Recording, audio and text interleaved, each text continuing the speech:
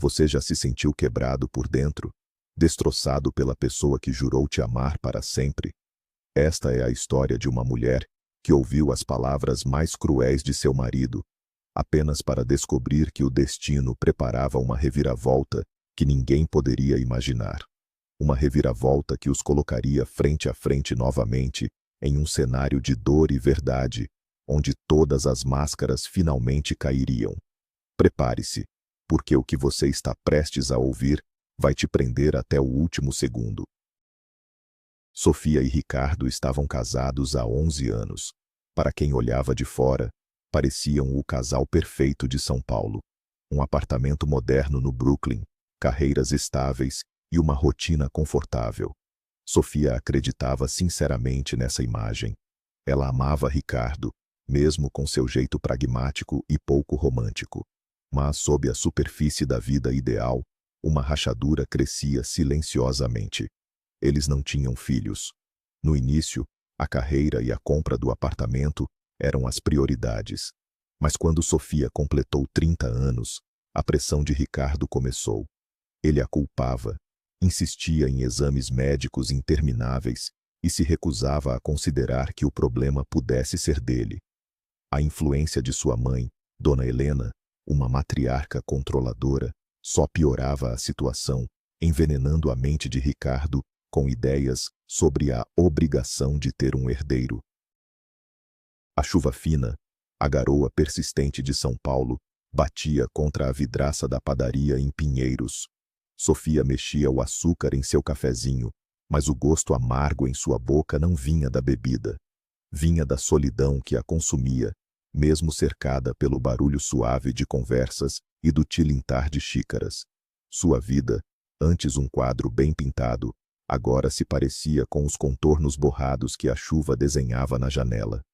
11 anos de casamento com Ricardo pareciam se dissolver como o açúcar no fundo da xícara. Ela se sentia uma fraude, vivendo uma mentira que ela mesma se esforçou para acreditar. O amor, a parceria, tudo parecia ter sido engolido por uma única e obsessiva questão: a ausência de um filho.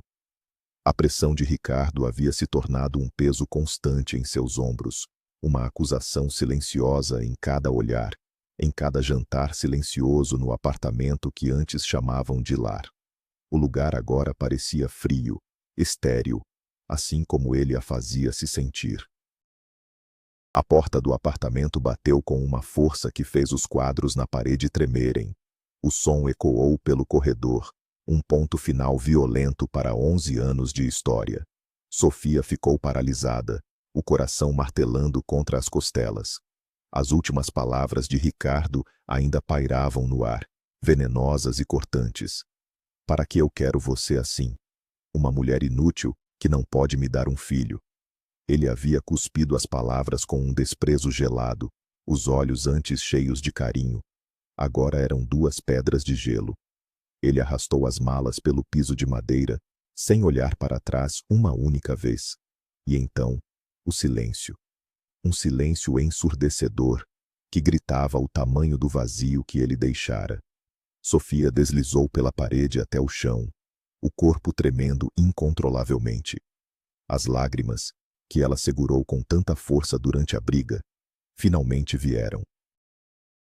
Eram soluços rasgados, que vinham do fundo da alma, lamentando não apenas o fim de seu casamento, mas a destruição de sua própria identidade.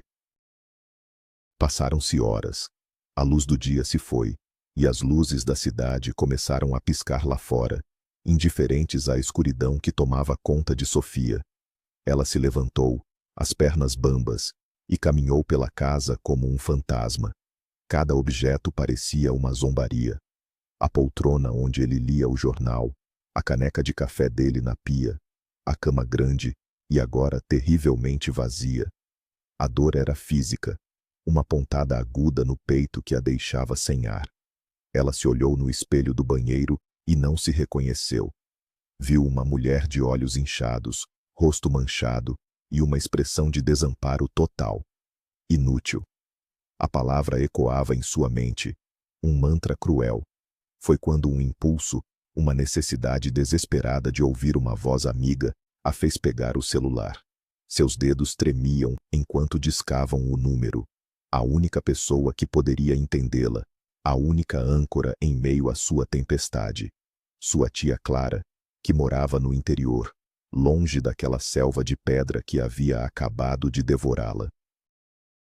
Tia Clara? A voz de Sofia saiu como um sussurro quebrado. Do outro lado da linha, a voz calorosa e enérgica de sua tia foi como um abraço. Sofia, minha querida, que surpresa boa! Aconteceu alguma coisa? Você só liga no fim de semana. Sofia não conseguiu mais segurar. As palavras saíram atropeladas, entre soluços.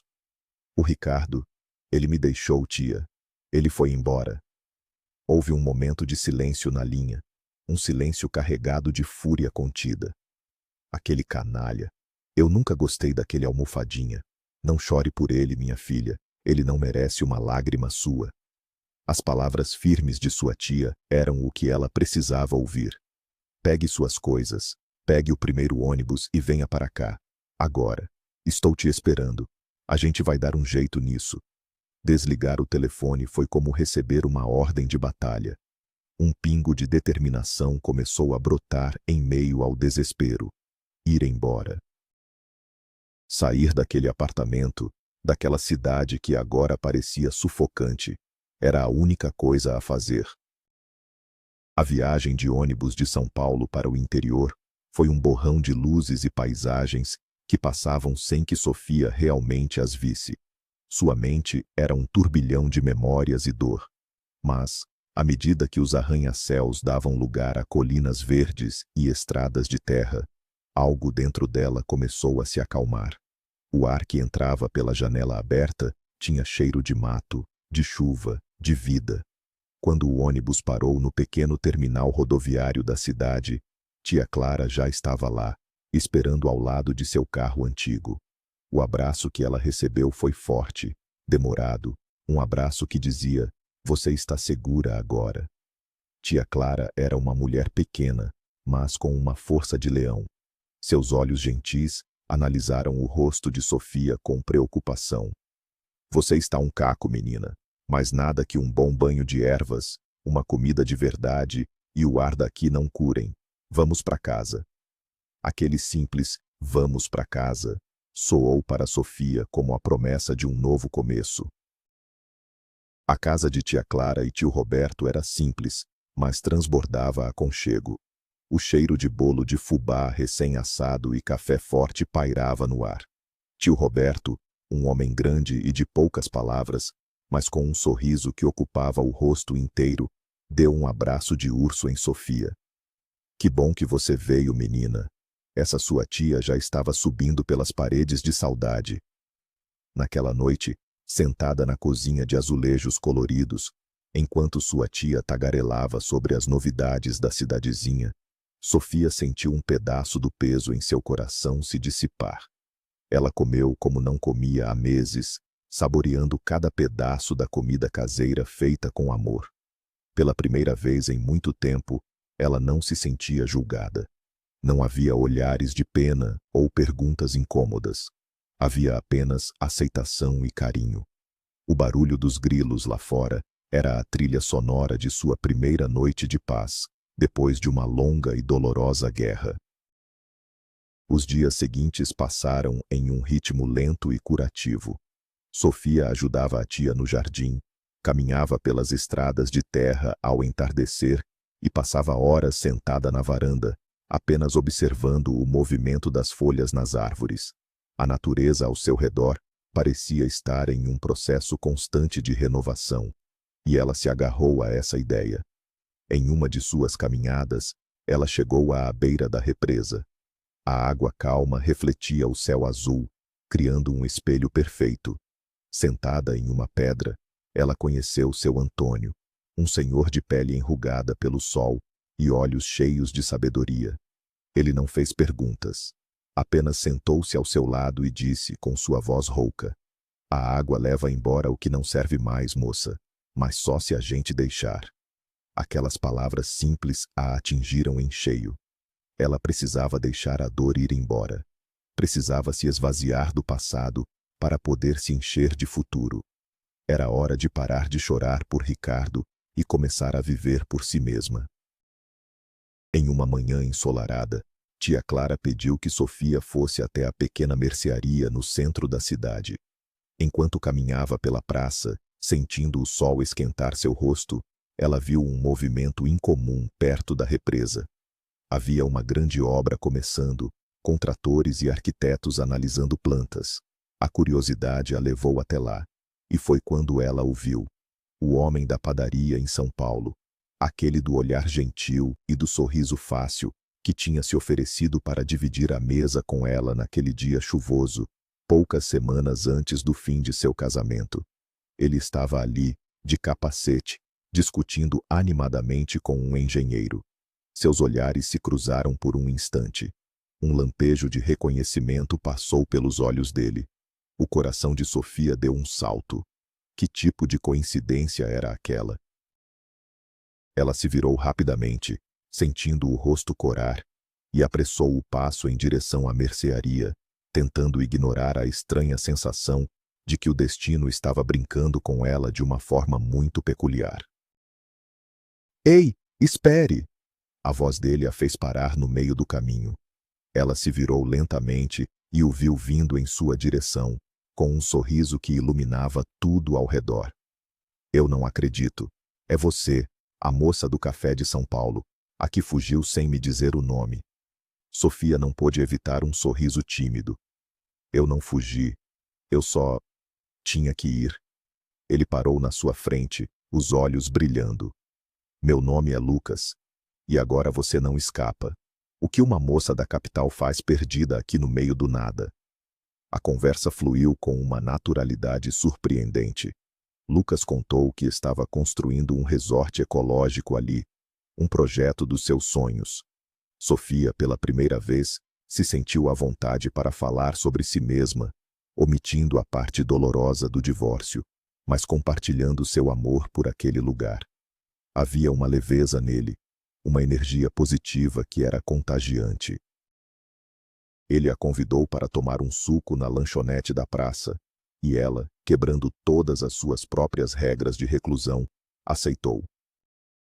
Os encontros se tornaram rotina. Eles caminhavam ao redor da represa no final da tarde, conversavam sobre tudo e sobre nada. Lucas era inteligente, divertido e, acima de tudo, a ouvia. Ele não a via como uma mulher incompleta, mas como uma pessoa fascinante. Sofia sentia-se florescer novamente. O aniversário de tia Clara estava chegando, e Sofia, junto com seu primo André, que viria da capital, decidiu organizar uma festa surpresa. Quando ela comentou com Lucas, ele imediatamente se ofereceu para ajudar. "Vamos fazer o melhor churrasco que esta cidade já viu. Eu cuido da carne e da música." A cumplicidade em planejar a festa os aproximou ainda mais. Eles passavam horas rindo, escolhendo decorações, e em meio a balões e fitas coloridas, Sofia percebeu que estava se apaixonando. Era um sentimento assustador e maravilhoso ao mesmo tempo. Ela não procurava por isso, mas o amor a havia encontrado no lugar mais inesperado. A festa foi um sucesso. O quintal de tia Clara estava cheio de amigos e família. A música sertaneja animava o ambiente, e o cheiro de churrasco era irresistível. Tia Clara, emocionada, não parava de agradecer. No meio da celebração, Lucas puxou Sofia para um canto mais afastado, sob um velho pé de manga. A luz do luar filtrava por entre as folhas, criando um cenário mágico. "Sua tia é incrível", ele disse, a voz suave. "Ela tem a mesma luz que você." Sofia sentiu o coração acelerar. "Lucas, eu..." Ele não a deixou terminar. Colocou o dedo suavemente em seus lábios e depois a beijou. Foi um beijo calmo, terno, mas que carregava uma intensidade que a deixou sem fôlego. Naquele momento, todas as feridas do passado pareceram se fechar. Ela não era inútil. Ela era uma mulher capaz de amar e ser amada. E aquele beijo era a prova de que sua vida estava, finalmente, recomeçando de verdade. As 2 semanas que se seguiram foram como um sonho. Sofia e Lucas eram inseparáveis. Mas a realidade começou a bater à sua porta.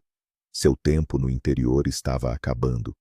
Ela precisava voltar para São Paulo, resolver a partilha de bens, o divórcio, encontrar um novo lugar para morar. A ideia de deixar Lucas a angustiava. Ele era jovem, bem-sucedido, cheio de sonhos. Ela era uma mulher recém-divorciada, mais velha que ele, com uma bagagem emocional pesada. Isso não vai dar certo. Ela pensava em uma tentativa de autossabotagem. Na noite anterior à sua partida, ela tentou conversar com ele. Lucas, nós somos de mundos diferentes. Ele a interrompeu, segurando seu rosto entre as mãos. Sofia, o único mundo que importa é aquele que a gente constrói juntos. Não desista de nós antes mesmo de começar.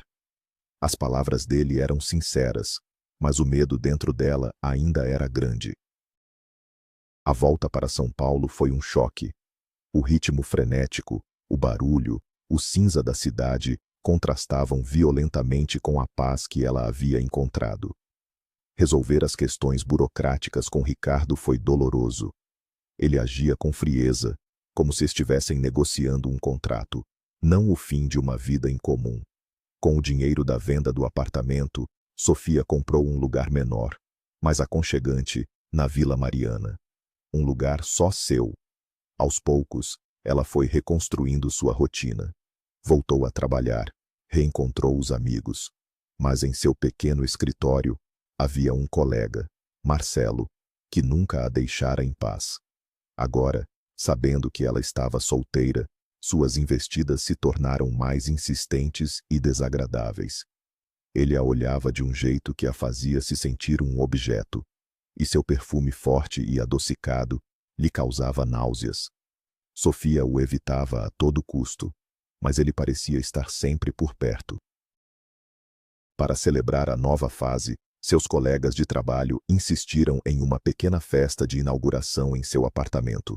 Sofia, relutante, acabou cedendo. A noite estava agradável, cheia de risadas e conversas. Mas Marcelo não desgrudava dela. Em certo momento, ele se aproximou demais, seu hálito de vinho e o perfume enjoativo a sufocando. Agora que você está livre, Tatinha, a gente podia comemorar de um jeito mais íntimo. O nojo subiu pela garganta de Sofia. De repente, o apartamento pareceu girar. Uma onda de tontura e enjoo a dominou. As vozes ao redor ficaram distantes. A última coisa que ela viu antes de tudo escurecer foi o sorriso presunçoso de Marcelo. Ela desmaiou, caindo nos braços de sua chefe, Beatriz, que correu para ampará-la, gritando para que alguém chamasse uma ambulância. Sofia acordou com o cheiro de álcool e o som de bips eletrônicos. Estava em um quarto de hospital. Beatriz estava ao seu lado, com uma expressão preocupada. Meu Deus, Sofia, que susto você nos deu. O que aconteceu? Eu não sei. Foi o perfume do Marcelo, me senti muito mal. Ela disse, a voz fraca. Uma médica entrou no quarto com um sorriso gentil e uma prancheta nas mãos. Não foi o perfume, Sofia. Pelo menos não diretamente. A sua reação foi tão forte por causa da sua condição. Meus parabéns, você está grávida. O mundo de Sofia parou. Grávida? Como? Ela, a mulher inútil, infértil. As lágrimas escorreram por seu rosto, mas desta vez não eram de tristeza. Eram de choque, de incredulidade, de uma alegria tão avassaladora que doía. Uma única pergunta martelava em sua mente. O que ela faria agora? O filho só podia ser de Lucas. Como ela contaria a ele? Ela não precisou. Enquanto tentava processar a notícia, a porta do quarto se abriu. Era Lucas. Seu rosto estava pálido de preocupação. Sofia, o que aconteceu? Sua tia me ligou desesperada. Disse que você passou mal e estava no hospital. Eu peguei o carro e vim o mais rápido que pude. Ele se aproximou da cama, segurando a mão dela com força. Sofia olhou para ele, os olhos ainda cheios de lágrimas, e não conseguiu dizer uma palavra. A médica, percebendo o momento, interveio com um sorriso. Acho que o futuro papai já pode saber da novidade. Ela está bem. E o bebê também. Lucas olhou da médica para Sofia, a confusão em seu rosto lentamente se transformando em um espanto absoluto. Bebê? Sofia. Você está... Ela apenas assentiu, incapaz de falar.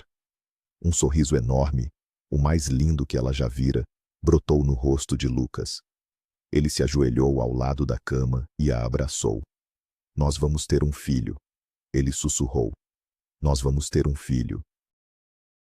Enquanto a vida de Sofia se enchia de luz, a de Ricardo mergulhava nas sombras. Após o divórcio, ele rapidamente engatou um romance com Jéssica, uma mulher muito mais jovem e exuberante, que prometeu lhe dar o filho que ele tanto queria. Cego pela promessa, Ricardo a cobriu de presentes, transferiu um apartamento para o nome dela e financiou um carro de luxo. A farsa durou pouco. Um dia, ao chegar em casa mais cedo, encontrou Jéssica com outro.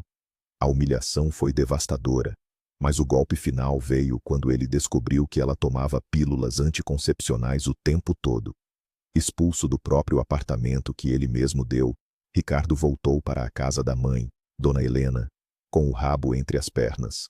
A matriarca, que antes o incentivara a deixar Sofia, agora o recebia com um olhar de reprovação e pena, o que tornava a situação ainda mais insuportável para ele. A vida sob o teto da mãe era um inferno. Dona Helena o lembrava constantemente de seu fracasso. Com a Sofia você tinha tudo, meu filho, uma mulher de classe, uma vida estável. Para que inventar moda? As palavras dela eram como sal na ferida. A memória de Sofia o assombrava. Ele sentia falta de sua calma, de sua inteligência, da paz que ela trazia. Desesperado para consertar seu erro, ele decidiu procurá-la. Foi até o antigo apartamento e deu de cara com os novos proprietários. Na antiga empresa dela, a chefe, Beatriz, o tratou com uma frieza cortante e disse que Sofia não trabalhava mais lá há anos. Todas as portas se fechavam. Sem encontrar Sofia, e pressionado pela mãe, Ricardo acabou se envolvendo com Vanessa, a filha de uma amiga de Dona Helena. Era uma mulher prática, divorciada e com um filho, o que para Ricardo era a prova de que ela era fértil. Ele se agarrou a essa esperança como um náufrago. O relacionamento com Vanessa era funcional, mas sem amor. Ela era mandona, barulhenta e o oposto da elegância discreta de Sofia. Mas Ricardo estava determinado a ter um filho. Após quase 3 anos de tentativas frustradas, a paciência de Vanessa se esgotou. Chega, Ricardo. Eu vou fazer uma bateria de exames para provar que o problema não sou eu. E depois, vai ser a sua vez, sem desculpas. Ele concordou, relutante. A verdade é que um medo antigo, que ele sempre empurrou para o fundo da mente, começava a emergir. Durante a internação de Vanessa para os exames, a convivência se tornou um pesadelo de reclamações e acusações. Em uma de suas idas e vindas do hospital, ele conheceu Natasha, uma jovem e simpática vendedora de uma loja próxima. O flerte inocente se tornou seu pequeno refúgio secreto da realidade caótica de sua vida. Uma fuga que teria consequências desastrosas. 5 anos se passaram. Sofia estava na varanda de sua linda casa, de frente para a represa. O resort de Lucas era um sucesso, e a vida deles era tudo o que ela jamais ousou sonhar. Lucas a abraçou por trás, beijando seu ombro. Bom dia, meu amor. Como dormiram meus 2 tesouros? Sofia sorriu, acariciando sua barriga proeminente de 8 meses de gestação. Sua filha dormiu como um anjo. Já o seu filho parece que estava treinando para uma Copa do Mundo aqui dentro.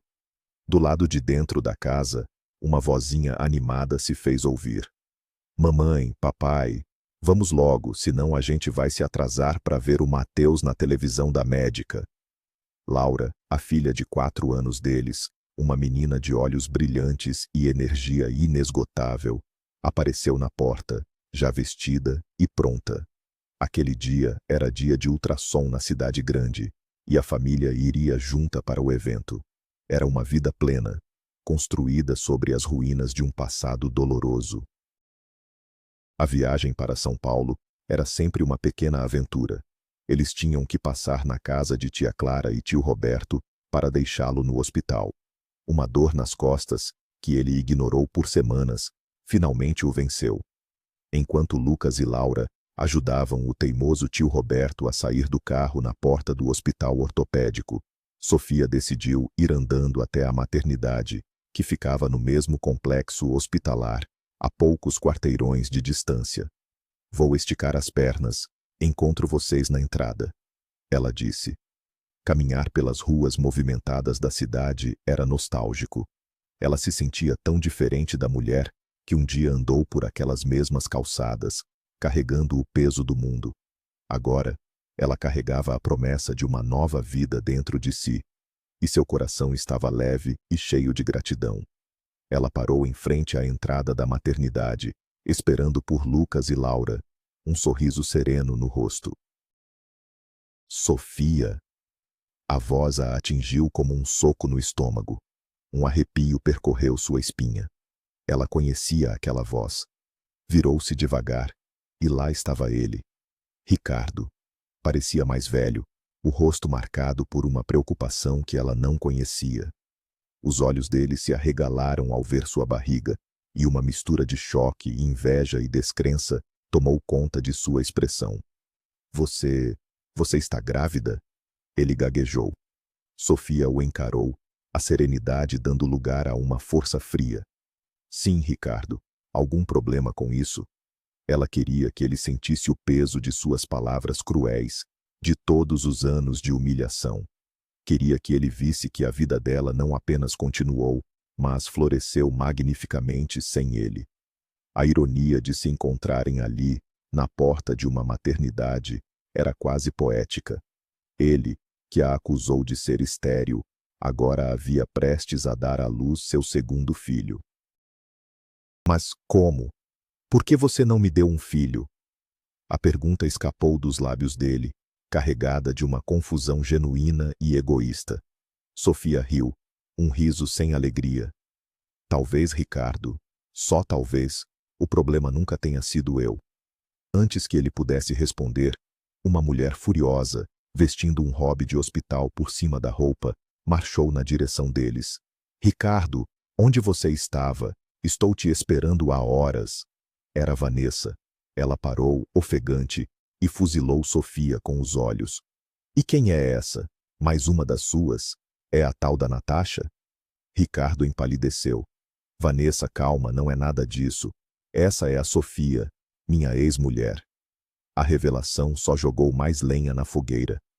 Ah, a ex, a famosa santa que não te deu um filho.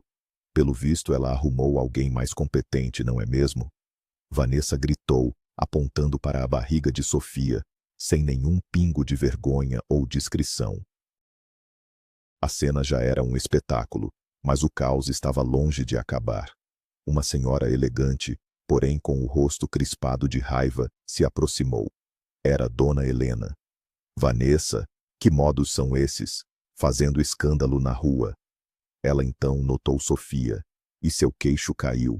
O olhar dela percorreu Sofia da cabeça aos pés, parando demoradamente na barriga. O arrependimento e a inveja eram visíveis em seu rosto. Ela lembrou de cada conselho venenoso que deu ao filho, de cada vez que minou a confiança da ex-nora. E ali estava a prova viva de seu erro monumental. Como se a situação não pudesse ficar mais bizarra, uma moça jovem e assustada correu até eles, segurando um relógio. Ricardinho, você esqueceu seu relógio. Era Natasha, a vendedora. Ela parou ao ver o grupo, percebendo instantaneamente que havia entrado em um campo minado. Vanessa soltou um grito de fúria. Então é ela! Enquanto Vanessa avançava para cima de Natasha, que se escondia atrás de um Ricardo apavorado, um carro de luxo parou tranquilamente perto do meio-fio. A porta se abriu e Lucas desceu, com a pequena Laura segurando sua mão. Ele olhou para a confusão com uma sobrancelha arqueada. sua calma contrastando absurdamente com o pandemônio. Amor, está tudo bem aqui? Ele perguntou, sua voz tranquila cortando a gritaria. Ele se aproximou e colocou um braço protetor ao redor de Sofia. Laura olhou para o grupo com seus grandes olhos curiosos. Mamãe, quem são essas pessoas bravas? A pergunta inocente da menina pareceu congelar a cena por um segundo. Ricardo olhou para Lucas, depois para a linda menininha, e para Sofia, que estava segura e amada nos braços de outro homem. A imagem da família feliz e perfeita que ele tanto sonhou estava bem na sua frente. E não era a sua. A visão daquela família unida foi o golpe final para Ricardo.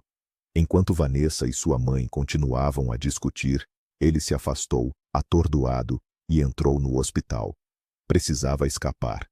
Foi quando deu de cara com o médico que cuidava do caso de Vanessa. Ah, senhor Ricardo, que bom que o encontrei. Seus exames chegaram. O médico o levou para uma sala e fechou a porta. Tenho notícias que talvez sejam difíceis de ouvir. Com base nos resultados, a probabilidade de o senhor ter filhos biológicos é praticamente nula. Isso se deve a complicações de uma cachumba que o senhor teve na infância. Isso não estava no seu histórico? Ricardo sentiu o chão desaparecer sob seus pés. Cachumba. Ele não se lembrava. Mas então, uma memória vaga de sua mãe dizendo para ele não se preocupar, que era só uma febre boba, veio à sua mente. Sua mãe. Ela sabia, ela sempre soube. Ele saiu da sala do médico como um autômato, o papel com o resultado do exame tremendo em suas mãos. Inútil. A palavra que ele usou para destruir Sofia agora se voltava contra ele, com a força de um veredito final. Ele era o inútil. Ele era o incapaz. Toda a sua vida, toda a sua arrogância, toda a dor que ele causou, tudo foi baseado em uma mentira. Uma mentira que, talvez, sua própria mãe tenha ajudado a sustentar. Ele passou pelo corredor e viu, ao longe, Sofia, Lucas e a pequena Laura entrando no consultório de ultrassom. Eles estavam rindo. A imagem era linda e torturante. Ele havia perdido tudo, não por um capricho do destino, mas por sua própria estupidez, sua própria crueldade e por ter ouvido as pessoas erradas. O eco da risada feliz daquela família o seguiu enquanto ele caminhava para fora, em direção a um futuro incerto e merecidamente solitário. Dentro da sala de exames, o clima era de pura felicidade. Laura estava com os olhos grudados na tela, maravilhada. Olha, papai, o Mateus deu tchauzinho para mim.